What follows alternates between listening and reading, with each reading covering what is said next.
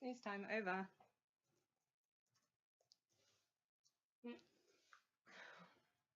Now, What does this button do? How are we gonna? You got 45 seconds. Okay. Just get my timer. Can you give me a nudge or something a little when we're getting close to an hour, like we're at the 55-minute mark? Oh yeah, I'll put it up on the thing. Oh, we did? Yeah. Okay. Great. Thanks. Just to give me a little thing, and you know, it's always good. How many? Tell me. And a square one because you need one for. Cool. And 10 and 5 and 5 seconds. And 5 and 4 and 3, 2 and 1. Kaboom! We're here. We've arrived. We're here. Hello, Romina, Carmen. Hello, Tony. How are you? Back the bear fence. Well, I should welcome people and Definitely. Hey. Definitely. I should welcome people. It's the courteous thing to do, right? It's manners. It's right. It's the way we roll, right? Yep. Okay. Well, welcome everyone to Mastering Music, Mastering Life. I'm Tony Jack the Bear Mance, and we are coming to you live and direct from Deluxe Mastering Studios, and we're in Melbourne, Australia. And so happy that today we're going to have a conversation with my beautiful friend Romina Carmen. For those of you who don't know Romina, she is a DJ. She, for those of you who know her around town, DJs as Agent 99, not 86 as I mistakenly put up on the flyer once. Missed it by that much. Yeah. She's a creative director. Recently has been doing just lots of tribute shows for your friend Jessie. Jessie, yeah. Yeah.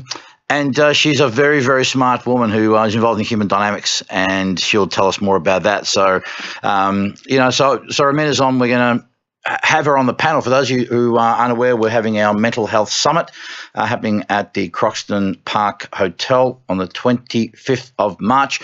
Romina will be on the panel and talking more at length about stuff, but we're going to delve into subject matter tonight.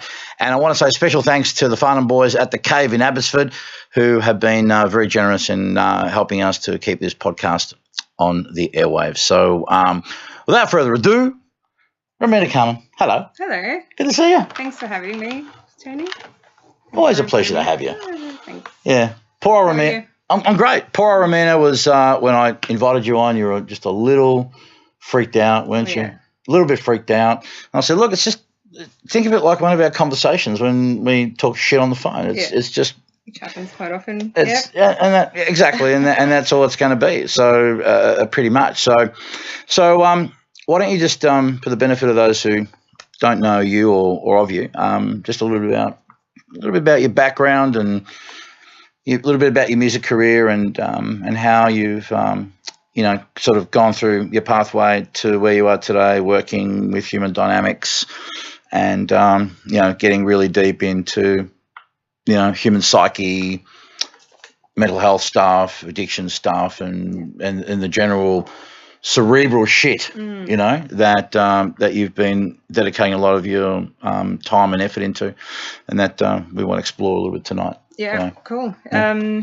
So I began DJing at about 12 years old, actually. I was thinking about this the other night. You getting the hang of it? You getting the hang of it? Yeah. Yeah, sort good. of Good. getting it together now after like 30-something years. What did you DJ on? Just old belt drive turntables? Well, I would say I officially started at 15, but I was thinking about it the other night, and when I was 12 years old. What was your first gig?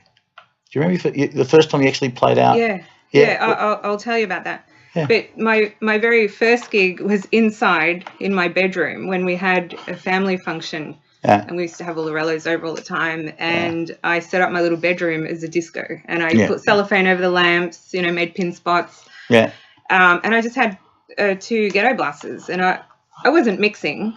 I was just playing all the tunes that I loved. Yeah. I could mix a drink, but I've DJ'd too. Yeah, it's probably like Debbie Gibson and Kylie Minogue and stuff like that. And I had all my older cousins come in the room, and they're all squashed like this, and that was really literally my first experience of a disco and DJing, and I didn't really understand the whole concept. It was just something that I loved. Yeah. When I was 15, my brother actually had got into DJing, just doing mobile discos for a little while, and he got all the gear. He had the 1200s, the mixer and everything, and I used to tag along with him to the gigs, and I loved it. And at home, I would muck around on, his equipment. And when he DJ'd this local gig, it was an over 28s night, and I went with him, and I was 15, and I'll never forget, he said, and there was hardly anyone there, and he said, do you want to have a mix? And I'm like freaking out going, really? Like, but I'm so young, like, he's like, do it, just take over. Do you want to take over? And there was so much fear. I was so scared, but at the same time, I really wanted it. Like, I was so excited, and I stepped into that, and that was literally my first gig. I played for maybe half an hour or something until he took back over. So that was my first experience out. Did the bug bite after that for you? Was it like a case of like, fuck, this is my thing? Well, I just really loved finding really great music and playing it. It was my form of expression. So, being out in public and doing that, meant that I could express myself to the many. And so, I just, from 15, I started doing parties, like friends' parties at school. School discos and everything. Like, it was that was it. And there weren't a lot of female DJs back then, were they, really? No. I mean that was, do you think, and again, and I'm asking this with the greatest of respect, do you think there was a novelty factor going on back then? So in other words, was that something you found it was an advantage, or did you find it harder? Yeah, it's a good question. It was very, very weird for me, and you would touch on this. It was a very weird experience because there was no one of my age in my circles, like females, that were doing this. There was no one like, any females that were even interested in it. Yeah. So it was very bizarre. Like, I remember sort of feeling that fear of, it's uncomfortable. Yeah. But there was this drive that I just kept going. Yeah. And it was only later till I was like 17, and 17, I started playing at Mega Bar, started to, get to know some of the women on the scene, like Liz Miller. Oh, bless her. There was Miss Crystal. Yeah. There was Megan, because I started clubbing when I was underage. So I No. What are you talking about? Oh. Of course. Yeah, of course you did. Anything. I would do anything to get into the clubs. Yeah.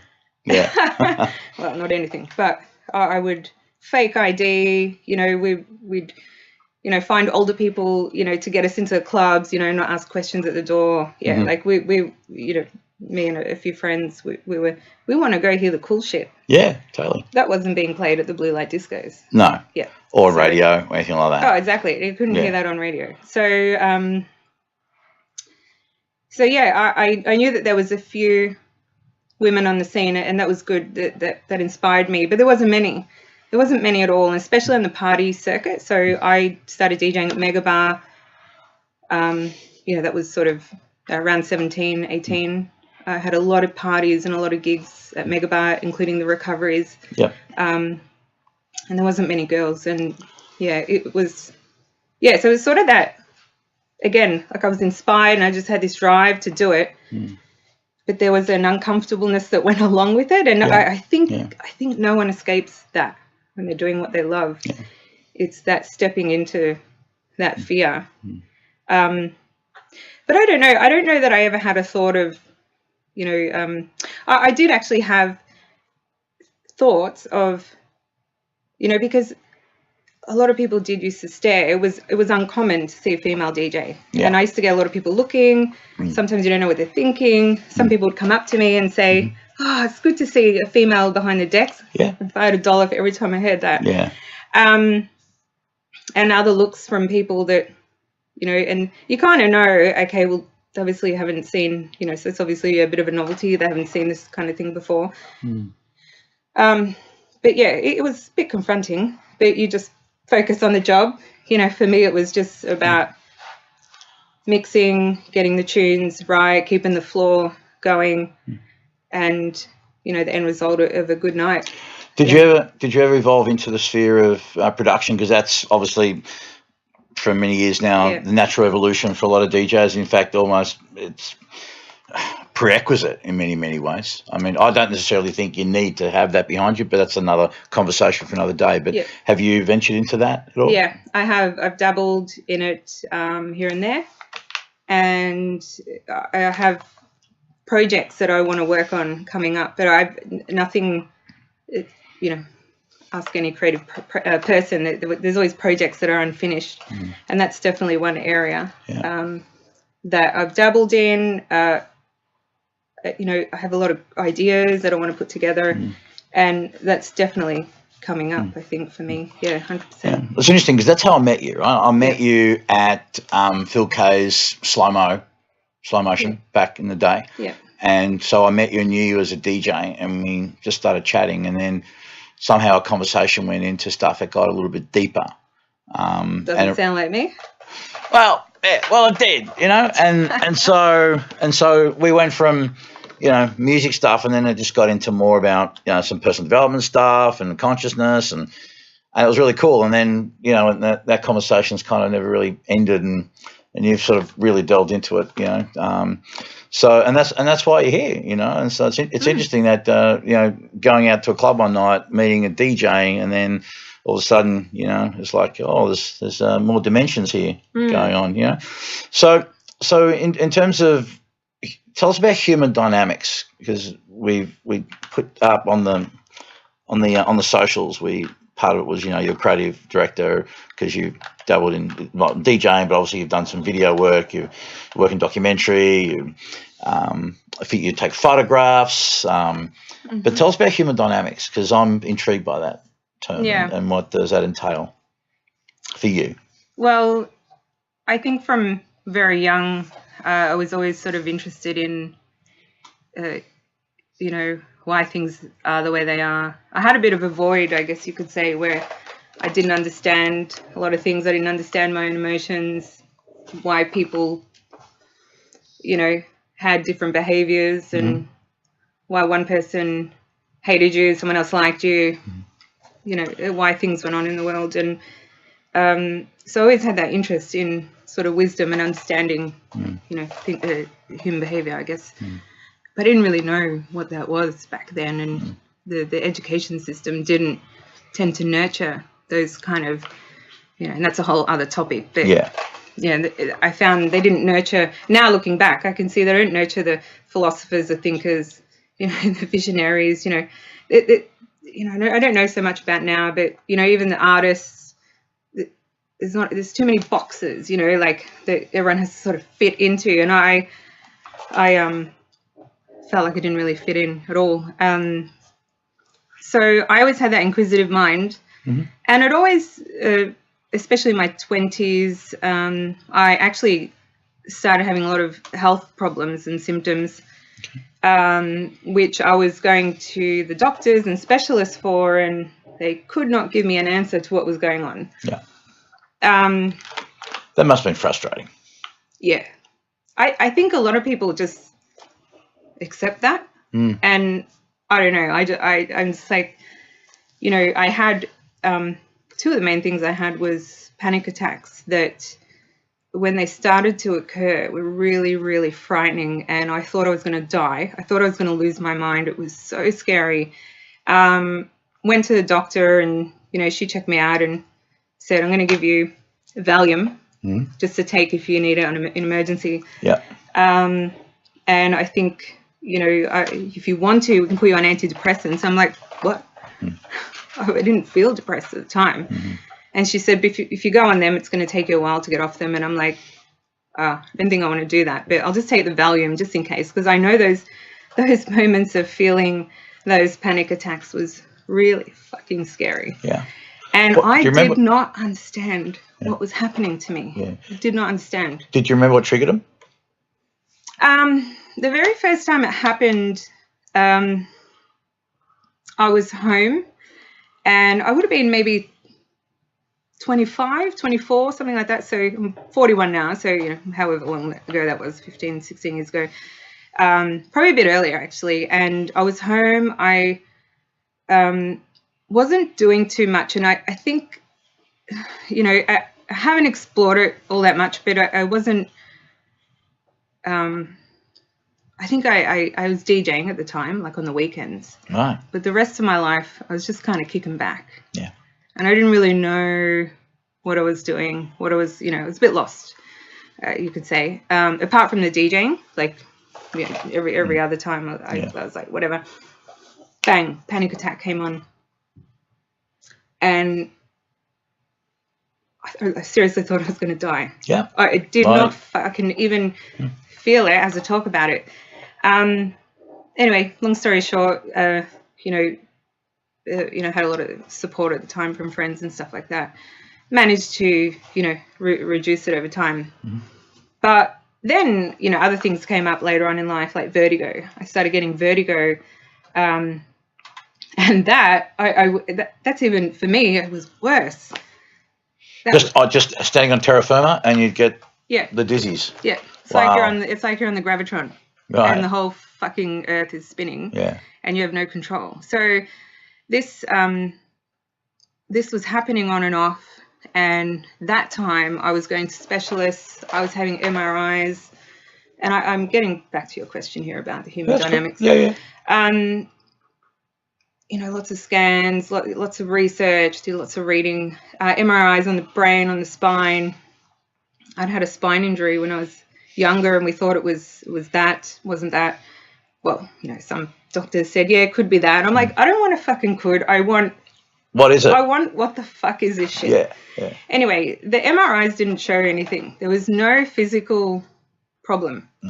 And I was seeing one of the best ENT specialists in Melbourne, apparently. Yeah. And I remember going back to his office, and he, you know, he was looking at the scans, and he didn't know what to say to me. And I'll never forget it. He said, I can't find a problem. And the only thing I can put it down to is like a hormonal imbalance, and I need you to get off the coffee.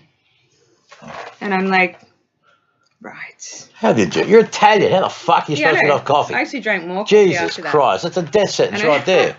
Exactly. Yeah. I just thought that was ridiculous. You know, I can understand some people think coffee, you know, interferes with hormones and stuff like that. But I'm like, all right, if that is the case, what's going on with the hormones? Give me the answer. They couldn't, you know, one of the best ENT specialists in Melbourne. So at the time, I had already begun studying human behavior and the mind. This led into, you know, one of the teachers was studying with who had some really profound wisdom with the mind and body connection and health and disease and symptoms and what they actually mean and things like this. So, you know, that was maybe about 7-8 years ago now. And, started in-depth studies, started to understand my symptoms a bit more, was able to neutralize a few things that were going on around them. My friend Carlos, who you know. Shout out Carlos. Yes, shout out to Carlos if he's listening. He's probably not, because he's always fucking genius. Fucking genius. No, that guy's helped me out a lot. I mean, you got to understand, this is a guy, folks, who managed to help me with shit that I carried all my life up until last year. Things around feeling like an imposter, for one, and feeling like a shit dad, and guilt around leaving my ex-wife, and a lot of heavy shit that, you know, and vestiges that I carried. And he managed, just through a reframing process. He's a mathematician. He's got when you watch him work, he sits there, he writes something down in one coloured ink and then some another colour ink, and and it's always, this is beautiful. This is beautiful. This is this is the. Yeah, he loves it. He loves it. You know, absolutely loves it. But anyway, going back to Carlos. My water bottle's just decided to. That's cool. Hack. Anyway, that's right. Carlos and I have been friends for a really long time. How'd you come across him? Because he worked with he worked with Dr. John DiMartini. John was one I know that Carlos doesn't talk about it. He's very coy about, not coy, but he's a humble sort of fellow. But he is. He did do some studies with John. Yeah. Carlos has got a background did a lot of self-study in the subconscious mind, a lot of philosophy, reading up about universal principles and things like this. So he sort of already had a bit of a background. But tell people what he fucking did, though. Tell what Carlos. Well, he killed himself of MS, right? He did what doctors could not do. He went out and did the work, and through mind-body stuff, managed to cure himself of multiple sclerosis. I mean, wow. Yeah, it's quite profound. He was diagnosed probably about 7 years ago now, I think, which is around the time that I began studying human dynamics. And Carlos and I have been friends for a really long time. We go way back. He got diagnosed with, he started having symptoms and ended up in hospital. And they diagnosed him with the MS and found lesions on his brain, said to him, you're going to have to take medication. You're going to end up in a wheelchair. This is what's going to happen to you. Bang, bang, bang, bang. This is pretty much dictating his life. Now, because of his background and love of the mind and the subconscious mind and everything like that, he wasn't. He said, no, I'm not going to take this. He said, fuck this shit. Yeah, that actually threw him further into studying the mind. And he just went really, really deep with it. He managed to obviously work around a lot of methodologies that look at the symptoms that are going on. And we see symptoms as feedback to the mind rather than, and I know a symptom can feel scary and can feel quite bad and horrible, but we treat it as a feedback to the mind. So there's usually something going on unconsciously. So we delve into that and work it out. And once the symptom is interpreted and understood, then the symptom doesn't really need to be there anymore. So treat it as it's really there to give you a sign. So Carlos had trouble walking, had a lot of pain when he was walking. He had blurry vision, and I believe these are common symptoms that people can have when they have it diagnosed with MS. And, after a few breakthroughs, he was finding his symptoms weren't there. So he's now helping a lot of people, not only with MS, but a lot of different drug addiction, mental health, general everything, relationships. I mean, he's even business. That's one thing he loves, business and applying, the human dynamic principles, because the principles apply to all areas of life.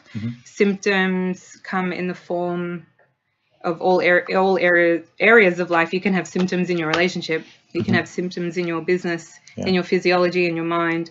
And we apply the same principles to help people overcome and transcend them. It's quite profound. He's having amazing results with people. Yeah.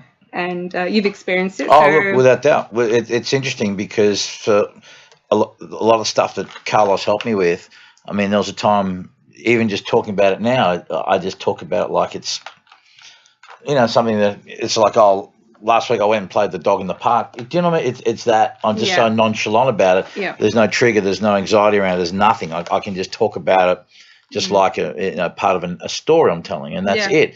And no matter how hard I try to get into the old story or loop, it's like he was like a circuit breaker. Yeah. And it's gone.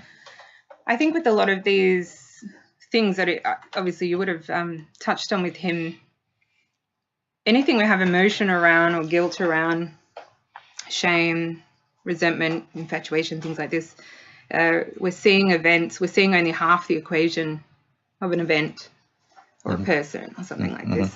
So, but our mind actually maintains a full quantum of both sides of the event. And you would have experienced that where you were seeing something one way. He's guided you and you use your intuition to come and see kind of the full quantum of that event. And then bang, like your lopsided memory of that event has neutralized and you've brought it into balance, and you're kind of grateful that it happened, right? Totally. The judgment's gone. Yeah, absolutely. Yeah. And a reframing of things and thinking about it a different way. And as you said, now it's like, well, you know what? now with the benefit of hindsight or better understanding of something, I can say now, well, I'm really grateful for that. Obviously, at the time, you don't have the presence of mind or understanding to know that or feel that. No one likes going through shit. But even so, even beyond that, now I find that while I don't enjoy being in a hard time, but I'm getting better at looking at things as either a challenge or this is where I need to be, or it's okay to feel this way and not fight it as much, knowing, again, I use this analogy quite a bit of like being in a rip in the ocean, instead of people drown because they panic, not realizing that if they had the presence of mind to go, okay, it seems like the rip's taking me out to the ocean, I'm going to drown and I'm going to be eaten by a fucking shark. But if I just relax and go on the side parallel, it will eventually bring me back in. Yeah. So if you can be in those shit situations and having a feeling of inevitability that everything's going to be okay, because it will, not lay down and die and do nothing, but just sometimes you got to do things and you got to take actions and that are in your control. But the things that are out of your control, just kind of have faith, or surrender to a situation, and know it's going to be okay, because it is. And in your life, and you look at shit that's happened to you, things have always managed somehow to work out. There's this history. It's amazing, huh? Like you look back and you think, and every time I was in the shit or something was going on, like it was okay in the end. And I don't think that we're ever presented with a challenge that we can't handle. Yeah. I think that the challenges that we're presented in, even though it might not seem like that at the time, I think. Yeah. And I think for artists and creators especially, that if you can get to that knowing as opposed to just intellectual, because everyone, when you say this to people, I know, and we all know, but to actually really know it and take it on as a wisdom, because we as a community, artistic, creative people, have a much higher prevalence of mental health issues, anxiety, depression, substance abuse, alcoholism, call it what you will, and a lot of anxiety around, because for most of us who, and I had for a long time as well, even though I was apparently doing well, we're waiting for the phone call to ring, because they say, well, only 2% of actors are ever employed any one period in time, and all these frightening statistics. So all these people are waiting for the phone to ring, their agent to call, a client to call, a club to call, a promoter to call. And in between those times, they're freaking out. Yeah. And they're either medicating or, just doing shit that's not really helpful. As I said, I know it well because I've been there. I've done it for the majority of my life. I get it. But if, it would be nice if people can get to that point, work with people that understand this kind of stuff, that are willing to do the work and get involved. I'm not saying it's a miracle cure and it's the panacea, but shit, just to take some of that edge off, the fear and the anxiety around, will the phone ring, will I get the email, will I get a gig, will they call me back, and all this kind of shit.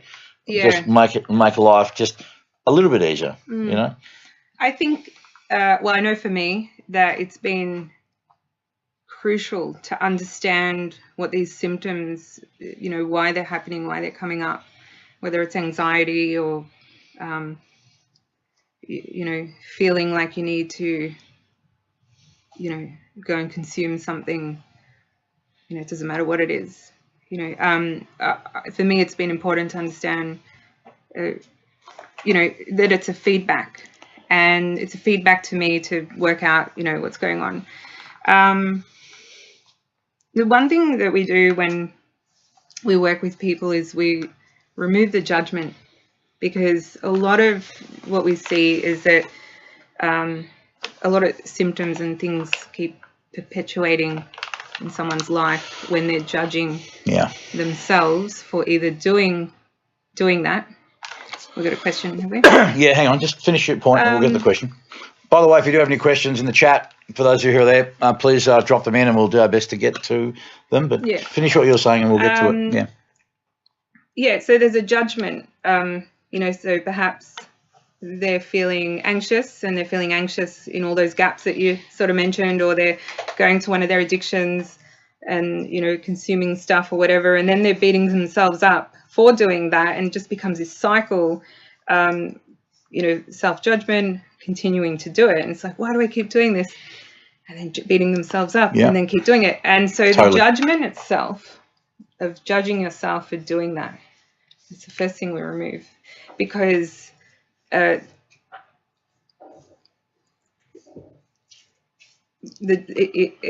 trying to think how I can explain it. You're doing that and you're getting that feedback for a reason, and you're creating it yourself for your higher good. It may not seem like that at the time because it might seem really shit. But until we delve into that and the person, or the person we work with actually gains an appreciation of why they're actually doing, why this is happening, why they're getting that anxiety, why they're going back to this habit, we find it really hard to shift it. So until they can actually see, really understand deeply why they're actually doing it, why it's happening, why the symptoms are there, and really appreciate. And I know that sounds wickety-whack, and I'm okay for that to sound wickety-whack. It's fine, until you experience it and you have, you understand. So if you're in judgment of it, we go in, look at how's that actually served you? What's it done for you? Has it made you refine how you think? Has it made you go and look for help?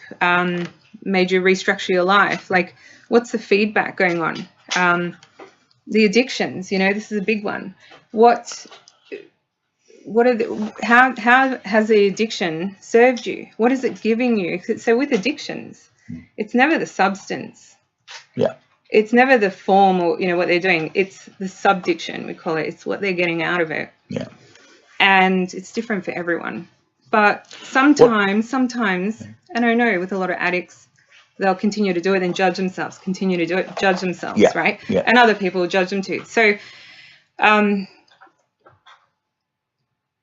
we need to go in there and work out what it is they're getting from it. And in a lot of cases, and this is quite interesting, a lot of the times this shit has saved their life, because at whatever time they've maybe started taking it, they perhaps haven't had the knowledge or the wisdom or understanding or the strategy to be able to get what it is that they're getting out of the addiction. And so there's been a drug, or there's been alcohol, there's been something that in their perception is giving them that. And if they didn't have that there, what would happen? Who knows? Well, they might kill themselves. You don't know. Like, so see how this is just another perspective. Yeah. And I'm not bringing morals and ethics into it. It's not good or bad, right or wrong. I'm just talking about the dynamics and the drive and why people do these things, And I understand, people will say, this is really bad for you. You're addicted. You're getting high all the time. You're ruining your life. And, that's good feedback too. But until we go in there and work out what it is they're actually getting from that, this might sound weird, but make them actually see and appreciate themselves for finding a way that they can actually feel and get what they actually need, even if it's just a short-term thing. And once you do that, it's the judgment goes, and most of the time the cycle breaks. So I find a lot of the strategies out there with, trying to overcome addiction, these fucking things that take fucking forever for people to break these cycles and understand these things and take medications and try and suppress shit. And don't get me wrong, it all serves a purpose and it all helps. But for me, like going back to my story before about, the panic attacks and, the doctor who said you're, with the vertigo, and he said, he didn't give me the cause. I want the cause. Don't give me, this is it, this is what we think it is. That's not the fucking cause. That's the effect. You're giving me the effect. I want the cause. Let's go deep. The root of the problem. Yes. So if you try and I find, if we, and it's good that there's a lot of support out there, and we try and help people, especially with addictions, try and come off it, try and help them discipline themselves. And oftentimes it works, and that's great. But sometimes, there's a vicious cycle that keeps going on for that person. And I just find that a lot of these strategies are not really addressing what needs to be addressed. And that's okay. People might not know how to, go there. And, they might come off it for a little while. They might stop for a little while. Sometimes it comes back or another addiction forms. So, and this is not everyone. I'm not generalizing, just saying, I've, this guy, Ryan Hassan, who's from the Melbourne Centre of Healing, he'll be on podcast in a couple of weeks and on the panel. And his take on addiction is interesting too. He talks about that addiction is not just the physical craving of, if you inject yourself with heroin 28 days in a row, then that's it, you're fucked. You're always going to be injecting heroin. But that's not the case. And he tells it it's just a coping mechanism for people, usually triggered by a trauma, feeling like a collection. There's been studies done of Vietnam veterans who went to Vietnam, saw horrific shit, were on, heroin, went back to America, but not all of them continued the addiction. In fact, and just went off. Heroin. You got people who go into hospital and taking supreme amounts of, for pain management, morphine and that, and yet, but the families that usually are in a balanced situation, that they feel connected, they may have purpose in life, and then he showed us a video about the rat experiment. I think it was Stanford, with this rat park, where they had one rat in one cage on its own with some normal water and some water that was laced with cocaine and heroin, and it just basically drank until it died of an overdose. And then they had another, and the basic summary was, well, if you take heroin and cocaine, you'll die. You'll just get addicted, and you'll just keep doing it until you fucking overdose. Until one doctor, his name escapes me now, but said, no, there's something more to this. So they set up a different experiment where then they had the same solitary rat in one cage, if you will, and another one which was a bunch of rats. So it was a community of rats with things to do, and they could fuck all day and eat and drink and that. So there was heroin and cocaine laced water and regular water. What they found was the rats in the rat park, in the rat heaven, if you will. Every now and again they might dabble with the drug laced water, but none of them really went there all the time. Most of them just drank normal water and were happy and lived long, happy lives. And it was this lack of, connection. So, again, interesting kind of thing going on there. So Mick Rose sends a question. G'day, Mick.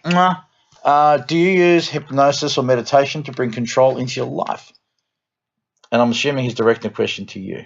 Not hypnosis. Meditation. I do meditate. Usually once a week. Some weeks when I'm really busy, I don't do it. But I meditate. I meditate to quieten my mind. But I ask for, and in the meditation, it's not a meditation that's escaping anything. It's a meditation where I can sort of quiet my mind and ask my higher mind for guidance.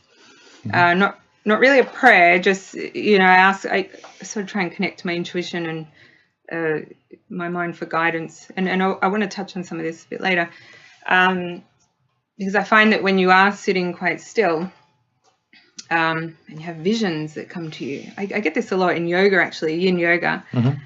It's actually probably why I keep going, because in there, and they've got great music, meditation music, and, I love every moment that we get to just lie down and rest. And because I seem to go into this meditation and I have visions that come to me, inspiring visions that I sometimes have tears in my eyes of not happy or sad, just like inspired. And that's the kind of meditation that I love and I think is very powerful.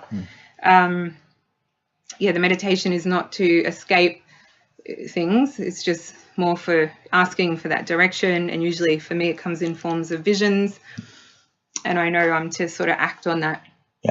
So hypnosis, No, I did try that once, like many years ago. I think I was too. I remember getting the hypnosis actually, and I was so scared to relax. You were worried you were going to turn into a chicken or something? You're going to do that shit that you see performers do? I just remember like keeping one eye open, kind of, going, I don't want to get into this like state. Yeah, and that's the thing. I felt like I was going to be out of control. Right. Yeah. And so I didn't like that. Mm-hmm. And so hypnosis, I know it's powerful, it's worked on a lot of people, but no, I don't do that at the moment. Yeah. I just started doing Qigong. Last week I did my first Qigong session. What is that? It's a old school Oriental. Yeah, sounds oriental. To me, to me it was like, imagine a hybrid between Tai Chi and yoga, a bit like that. Oh, yeah. So there was a lot of it was around awareness to your body rather than to your mind, mindfulness, presence, a lot of slow movement, breathing. It was cool. I mean, it was my first time. It was something that my friend went to and said he got a lot of benefit from, and said, actually, so I thought, you know what, as someone who's trying to get more into being comfortable by being uncomfortable, but also being curious about, what's the best way to learn new shit is to actually expose yourself. Like, if you want to find out, for example, recently I've been talking to this dude, he's an abbot in the Jehovah's Witness church, right? I have no aspirations of becoming a witness. Can I get a witness? No. But in order for me to, again, if you want to learn, I think it's best if you can actually connect with people who come from that world, as opposed to getting second, third hand stuff from other people and other accounts where, first of all, it could be bullshit to start with, or it could be Chinese whispers by the time it gets to you. And yes, of course, it's one person's perspective and it's subjective, and we know. But nothing like sitting down with an abbot who's been a Jehovah's Witness for all his life to give you the rundown on his version, perhaps, of being a Jehovah's. But do you know what I mean? Because even if I want to shit on it, at least know your subject matter if you're going to poke holes in it. You with me? Even if you want to set out just to be a skeptic or just to shit on something, learn about what you're shitting on. Yeah. So that you can shit on it properly. Make sense? You got to do things properly. Yeah, well, as proper as you can. But So speaking about how you said your friend introduced you to this, like with yoga. Yeah. So I started like probably mid last year, and Luina, who my friend of mine. Yeah. She's always like messaging me, come to yoga, and I'm like, nah, dude, come to yoga every week, dude. You come to yoga? I'm like, I'm not coming to yoga. Come and try. You'll like it. Trust. And then eventually got to, dude, fuck off. I'm not coming to yoga. Yeah. Because we can talk to each other like that. Of course you can. Fuck off. And I said, what part of no, I'm not coming? I don't want to fucking do yoga. Yeah. What part of that don't you get? Yeah. It's not me. I don't want to fucking do it. Yeah. And she was fucking relentless. The week after, I'm going to yoga. You coming? Wow. One day I fucking cracked it. I said, I'm fucking coming, right? Just to shut you up. Yeah. And I fucking loved it. Wow. How about that? And I had this imagination that I was going to fucking hate it. We do that and hot core Pilates, which is really fucking intense. And it's interesting. There's things I love about it, which, like I said with the yoga, I get some of my greatest visions and inspirations in the class. So I'm like, fuck, I'll do it. Yeah. If that's, what's going on. And swimming is the same. When I swim, I join the dots on a lot of things. And I'm a thinker. So a lot of dots join for me. A lot of great ideas and visions come when I'm, in the pool. Doesn't really happen at the gym. So I've just resonated with things, like that. Pilates is interesting because I love seeing how my mind and where I'm at is reflective of my workout, because for me, it doesn't really matter what I've eaten, not eaten, how much sleep I've had. Like, I know all these things play a role. Yeah. But the biggest thing I've seen for myself in class is whatever the fuck's going on in my mind and how I'm handling it is what I'll experience in the class. So sometimes I can't fucking plank for like 10 seconds. Yeah. And other times I can just fucking hold it all day. Yeah. And I know it's reflective in my mind. And so, again, I love getting that wisdom out of it. And the secondary benefit is, I'm getting a workout. So, yeah. I think there's a lot to be said about, and even in the context of mental, being healthy mentally, how having a clean diet and being physically fit, and that doesn't mean being an elite athlete. I'm just talking even as much as walking the fresh air, in the sunshine, just cutting back on processed foods and just rubbish. What about cheesecake at 3 a.m.? I do that sometimes. Yeah, but that's the thing. This is the thing. People sort of think, even with myself, that unless you're an elite athlete and you're training for a specific purpose or you have something in mind, and this is where the guilt comes in, right?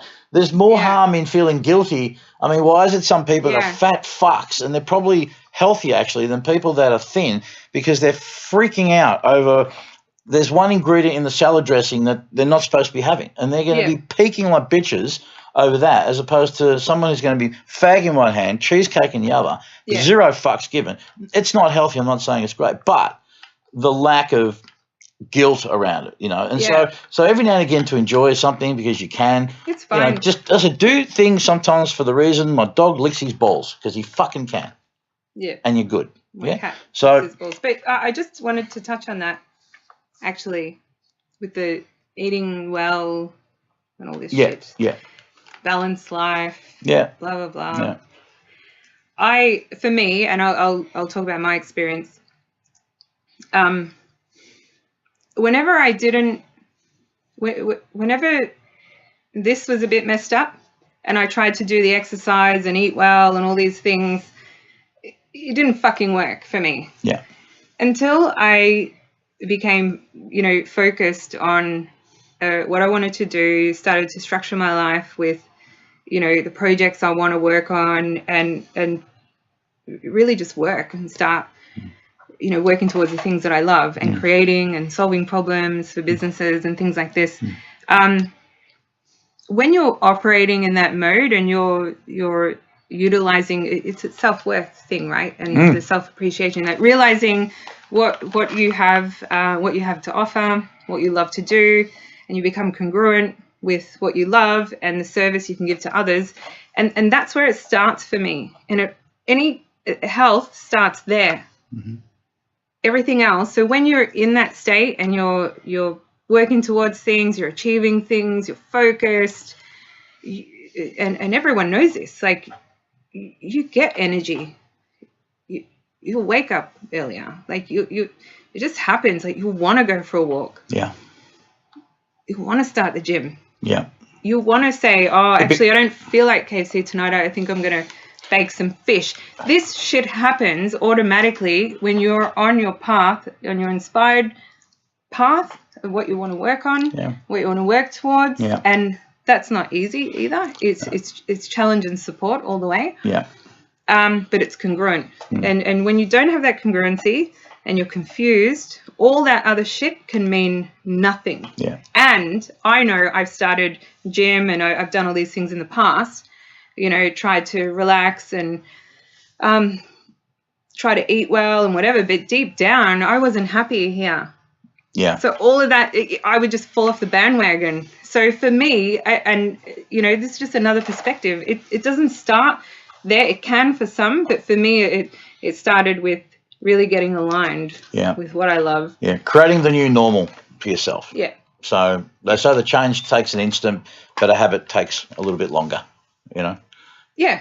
So but just on the balance thing, I've got to a point now where I don't believe this work-life balance. I think is the balance bullshit. Is I mean, ideally it's nice to think, well, we have a balance, but I think balance is always changing and tipping depending on where you're at in life. And I like the idea, maybe like if you look at work and life in general, I think more of work-life integration, or as my current mentor Craig Harper talks about, work-life impact. So if, for example, if you're a guy that can do like a Gary Vee, who will do 18 fucking hours a day without any problem, Other people just go, oh, you know what? That's not good. That's not healthy. Where's your family time? And all this judgment around it. But if he's genuinely in a good place and it's in line with his values and he's happy with life and everything else is working well for him, then that's great. Me, I can't do 8 hours. I love what I do. 18 hours a day is not my thing. Yeah. But it's like with anything, if what's the impact on your life? Is it impacting positively? Then it's quote unquote good. If it's not, if it's impacting in a negative way, then that's something that needs to be looked at and addressed. I think people will judge you according to their values, like what's important to them. Because I have a lot of friends, they have different kind of lives, and they're like, what, you're at the office till like 9 o'clock? When I'm working on the tribute shows for Jessie every year, fuck, we're working around the clock, and I get the comments and I'm like, you're judging me according to what's meaningful to you in your life. Like, I fucking love this shit, and I thrive on it. And I say that whole work balancing, you're right, it's relative to the person. And let's keep it relative to the music industry. Anyone who wants to really achieve, and gain more followers, make more music, do greater things, travel the world, whatever it is. Look at the A-listers. Like, do they fucking have a work a balance? I don't know. I don't think so. I think, when we study those guys, they're very dedicated on their job. Like, I was chatting to someone the other day, actually, and we were talking about Prince. And, they were telling me, like, he used to get up 5 a.m. and write music. And he'd be doing that all day and playing, and it's just hearsay. I haven't read it myself, but, he's up early. MJ, look at a lot of the greats. Like, they're, we could easily judge them and say, oh, they probably don't ever see their family. They probably, or whatever. Like, they're just always working, and they probably never go to the pub with their friends and have a beer. But I can tell you right now that, the people that judge you for that, like, deep down, you have to not worry about it, because deep down... Easier said than done, though. No, I know, but deep down, everyone loves to see someone succeed and do what they love, right? And it's inspiring. So, they're just kind of judgments that kind of come and go, and you're right, it is whatever is relevant for that person, because, you can be working all day. This didn't work for me. I remember I used to try and plan my life like, okay, I'd be working these hours. I'd have my social time around this time, spend time with family here, blah, blah. And I just kept going back to what I love doing the most. And it's like, I'm just going to fucking stick with that. I'll tell you one thing that I quickly experienced, because I'm mindful that we're almost getting out of time. I've got one more question to answer too, really quick. So, the interesting, and this is a whole other topic for another day, but I found with myself and other people who I've spoken to, when they've gone through any transition where life's improving, for whether it's they've released a shitload of weight, they're moving on in life with a different relationship, they're making the improvements that they've wanted to make, and it's happening for them. There are people that are happy, but there's also a lot of people that aren't very happy, and people think it's about they're hating and they're envious, and maybe there is some of that. But I think also there's a sadness to people, like I'm losing my friend, even if it maybe wasn't, maybe it was toxic or not that great, but there's a sadness to it as well. Like even if the friendship was, shall we say, okay, there wasn't anything bad happening, but they're mourning, and they're angry and they're upset because deep down they're sad about, I'm losing this friend of mine. You know what I mean? Yeah. So anyway, one more question quick before we have to go. For both of you, who has been your most influential person in your self-development? Ooh. Do you have anyone? Anyone particular? I would say Dr. John DeMartini. And because? Well, 2 sentences. Oh, come on. All right, 3. The depth of wisdom that he teaches, I've not really discovered that anywhere else at the time. And then I would say Carlos Pereira, who is my friend that I work with. He's been the other influential person Yeah, in self-development. What about you? Okay, I think when things really started to come good for me, by good I mean getting into, getting self-esteem back, which I think was the biggest, most important thing for me to going on this trajectory. Peter Sage and Brad Burton in the UK. And then if we fast forward now, well, Carlos, definitely. I mean, that guy managed to help me shake some massive gorillas off my back. So he's a absolute fucking genius. And in recent times, this current guy, Craig Harper, who we'll be doing some work with, and Craig's just a great, straight up, no bullshit, no nonsense kind of dude. Just very practical, easy to digest. And again, it's the old adage of if you just do everything that it says on the packet and follow the steps, provided you do that, it fucking works. But problem is, a lot of people don't do the steps, or they want to skip a step, or I'm all good for hacking and going down the Dave Asprey route or the Tim Ferriss route. I mean, that's all good and valid and can work, but at the end of the day, it's just fucking work, isn't it? Yeah, that's it. It's work. I like cutting edge, transformational, like, very rapid, new age stuff. Yeah. Tim Ferriss's and everything, they're great.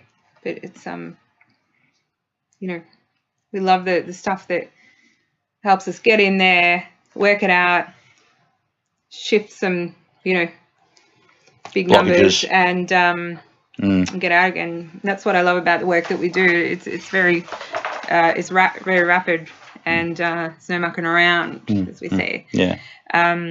How much time left do we have? Not that None. We've gone over. And Tom Overend from the Backline Project is he's looking for overtime, being a Sunday night. So okay. I don't even think our sponsor at the Cave they won't be able to afford all this. What? We're going to have a part 2 because there is so much to cover with there is dynamics. And people want to know more. They can come to our event on the 25th of March at the Croxton Park front room.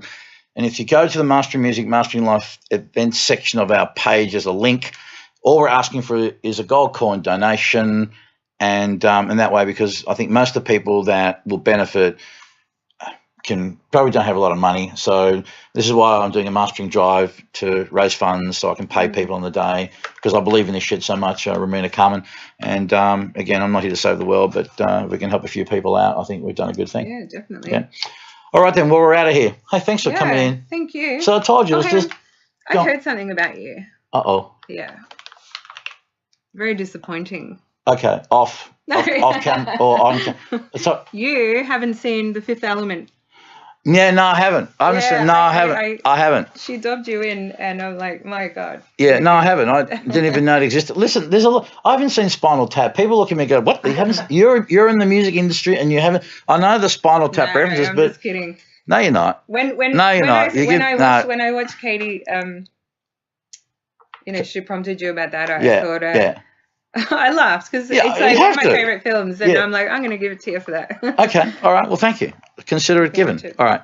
Thanks for coming in. Thank you. We'll see you we'll definitely see you at the summit, and we'll probably talk again as we always do. So mangiare. Indeed. All righty. Well, thank you very much for those of you who watched and listened. Tom Overend, Tennille, Backline Project. Love you guys. Thank you for your work and back end support.